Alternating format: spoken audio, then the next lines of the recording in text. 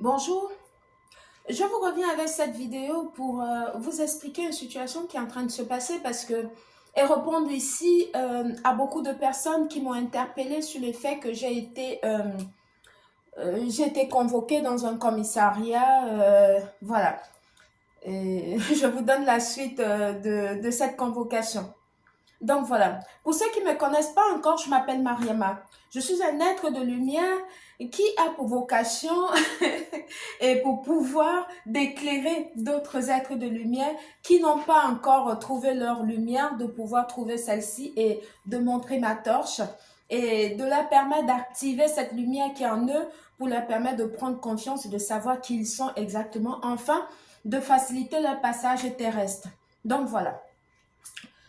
J'ai été convoquée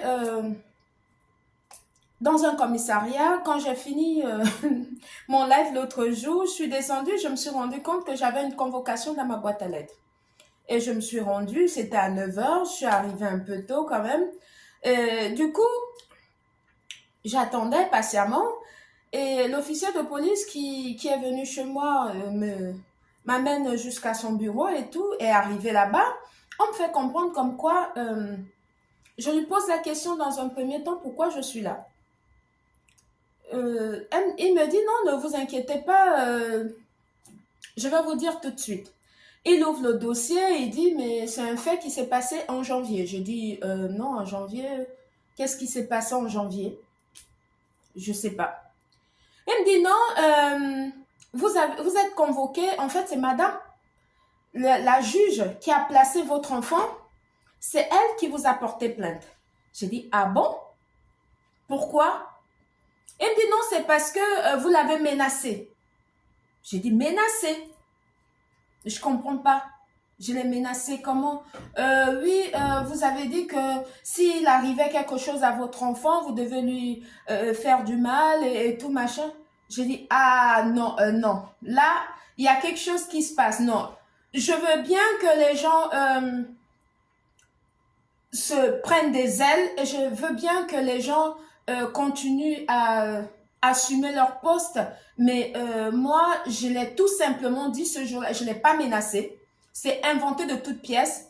Je veux comprendre que mon charisme dérange et que ma lumière est beaucoup, ça éclaire tellement que ça éclaire les zones d'ombre de tout le monde, de ceux-là qui n'ont pas encore cette lumière activée. Ça, je comprends très bien, mais de là aller inventer des choses sur ma personne, je trouve que c'est quand même énorme.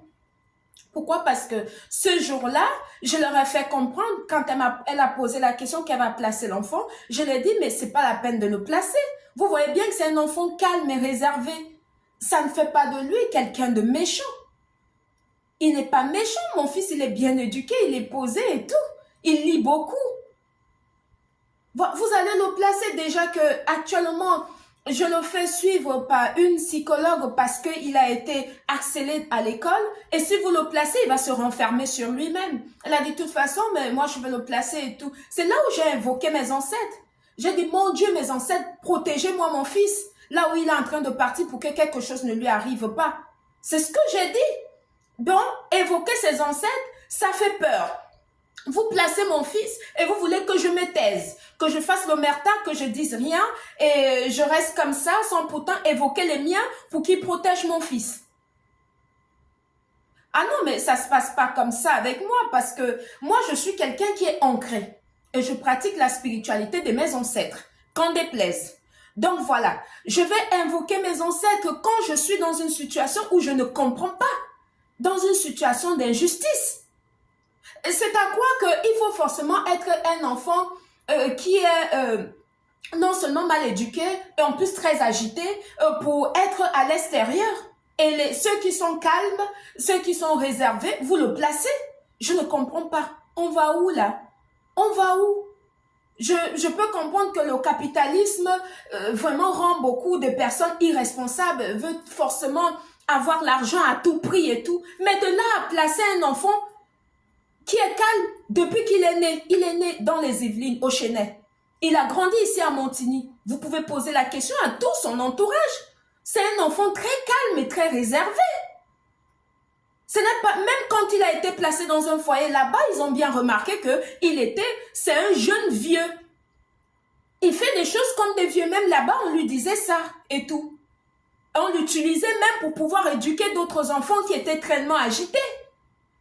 Malgré que vous avez remarqué ça, s'il y avait des inquiétudes à ce sujet, il a fait plus d'une année là-bas et vous le reconduisez, vous partez le balancer non seulement dans le 27, dans un endroit où il ne connaît personne et tout, il est abandonné à lui-même. Quand je pose la question à la dame de l'ASE pour savoir s'il est suivi là-bas et tout, elle me dit oui, elle voit quelqu'un et tout. Mais l'autre jour, quand j'ai vu mon fils, après 3 semaines, depuis le 29 jusqu'au 17, c'est là où, du 29 août jusqu'au 17, la rentrée, je ne l'ai pas vu du tout. C'est au 17 août, je l'ai vu quelques minutes au siège de Guyancourt. C'est là où il m'a expliqué comme quoi il n'est pas suivi par qui que ce soit. Il va à l'école tout seul, il prend le bus tout seul. Mais attends, mais moi je comprends pas. Il a abandonné à lui-même dans sa tristesse. Pourtant vous dites que vous le protégez. Vous le protégez de quoi, de qui, de comment?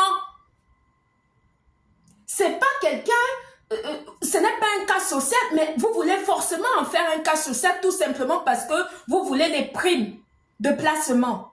Mais c'est abject, c'est pas normal enfin. C'est pas normal. Et ce n'est que normal que je puisse crier mon ras-le-bol dans ce genre de comportement-là. Vous ne pouvez pas vous permettre de placer un enfant qui ne parle pas, un enfant qui n'a aucun problème, un enfant qui n'a aucun souci, juste le souci de se faire entendre, le souci d'être présent dans une maison familiale, là où on l'écoute et tout. Il veut juste être rentré chez lui. Et même quand je l'ai rendu visite la dernière fois, l'autre jour là, mon fils passait son temps, il a pleuré quand je partais. La dame de l'ASE lui dit, non, ne pleure pas, tu vas la voir dans 2 semaines. Ah bon, il n'a pas le droit de pleurer, sa maman. Il n'a pas le droit de rien faire. Vous partez l'abandonner comme ça dans un endroit, quelqu'un qui est né dans les Yvelines, qui a tous ses amis ici, de la maternelle au collège, il a fait ça ici. Vous partez l'abandonner comme ça, à son sort, à lui-même, en lui donnant chien et chat, pour qu'il reste avec eux. Pendant ce temps, vous vous touchez les primes et vous pensez que ça va passer comme une lettre à la poste, en fait. Moi, je veux rester tranquille sans rien dire et voir mon fils, mon sang, comme ça. Mais non, mais ça se passe pas comme ça. Vous me convoquez pour m'intimider. Vous m'intimidez, vous, à chaque fois, vous voulez que je dise des choses. Vous me poussez à bout pour voir ma réaction. Mais moi, je suis pas quelqu'un de méchant. Je ne suis pas quelqu'un de criminel. Je ne suis pas une mauvaise personne. Je sais pas faire du mal aux gens. Je passe mon temps à donner aux gens, à donner aux enfants des gens, à donner dans les associations, UNICEF et compagnie. Je passe mon temps à donner. Je ne suis pas une mauvaise personne. Quel que soit ce que vous allez inventer sur moi, ça ne reflète pas ma personne. Du tout. Ça n'engage que vous, ça ne me touche aucunement. Parce que moi, je ne suis pas ce que vous dites là. Vous voulez me faire passer pour ce que je ne suis pas et en plus vous me mettez la pression pour que je puisse admettre tout simplement pour le bon déroulement de votre plan business. Et moi je dis non, je suis pas d'accord. Et c'est pas vrai du tout. C'est pas vrai. Je parle peut-être fort, mais c'est pas vrai. C'est pas vrai du tout. Mon fils n'est pas quelqu'un de méchant. Mon fils n'est pas un cas social. Mon fils n'est pas quelqu'un qui doit être entraîné, juste un mimoro pour vous faire de l'argent. Je dis non. Je dis non. Je suis née dans une république et lui également. Donc je refuse. Je refuse cette manière de faire là. C'est pas normal. Et je vais pas me taire. Je vais pas me taire. Je vais le dire et je le crierai tout haut. Où je peux le dire. Remettez-moi mon fils. Remettez-moi mon fils. Heureusement qu'il y a un Dieu. Mais c'est incroyable ça. Vous prenez les enfants des gens et puis vous avez peur des réactions des parents. Ah bon? Et c'est comme ça que vous pensez qu'on va construire ce pays-là? Qu'est-ce que vous lui donnez comme souvenir, lui, de son enfance? Vous lui prenez tout. La seule personne au monde qui l'aime et qui lui apporte de l'amour et tout, vous le retirez de cette personne, vous partez le balancer quelque part et tout. Vous dites non, il était en camping et tout, machin. Ils étaient en voyage au bord de la mer en camping. Attends, il manquait de ça, lui. C'est de ça dont il a besoin. Vous pensez qu'il a besoin de gadgets?